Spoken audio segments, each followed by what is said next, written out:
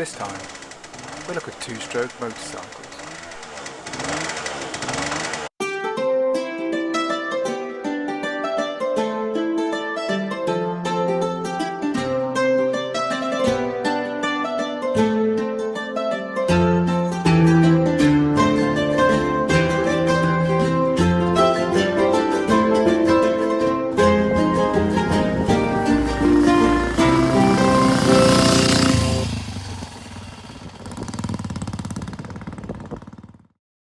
Now before we start, don't forget to like and subscribe for more content. The two-stroke is perhaps the ultimate Marmite engine. Some people really hate the things. People who've owned them love them. There really is no better way of getting a lot of performance from a very small engine. And it's a very British engine too. Scotsman Dougal Clark made the first working two-stroke, although it was Joseph Day, an Englishman, who actually designed a two-stroke which we would probably recognise today, because his design employed the crankcase as a charging pump for the cylinder.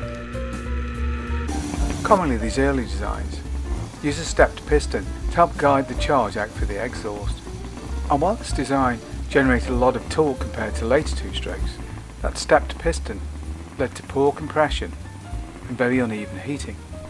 Now it was Alfred Angus Scott who really pioneered the use of two-strokes in motorcycles. Starting in 1908, his parallel twin two-stroke engines used water cooling to offset the heating problems.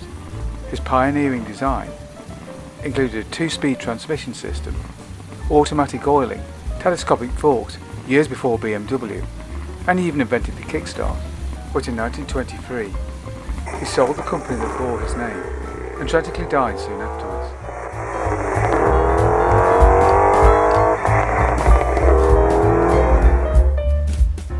Another interesting design was the split single. This used twin pistons in a single combustion chamber.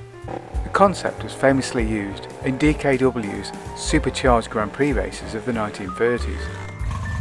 The design continued to be used after World War II by companies such as TWN in Germany, but their complexity, and therefore expense, would eventually lead to their downfall. But another DKW design, the RT125, would be much more influential. In Eastern Germany, the design would ultimately become the MZ. In Britain, BSA mirrored the design to produce the Bantam, but there are also copies built in Japan, Russia, and even Harley Davidson made them, naming their machine the Hummer 125. The RT125 pioneered the use of loop scavenging, where the incoming charge is helped to clear the exhaust gases out of the cylinder. This allows for a flat top piston and therefore better cooling and much more efficient combustion. This German concept soon became the norm, and the British company Villiers produced vast numbers of machines post-war utilising this engine concept, and it was the humble British two-stroke that got Britain moving again after World War II. In sport, the light weight of the Villiers engine made it very popular in trials and other off-road pursuits. However, after a spot of industrial espionage, the Japanese would come to dominate the two-stroke market, and their Grand Prix success would lead on to stunning machines like Kawasaki's KH750.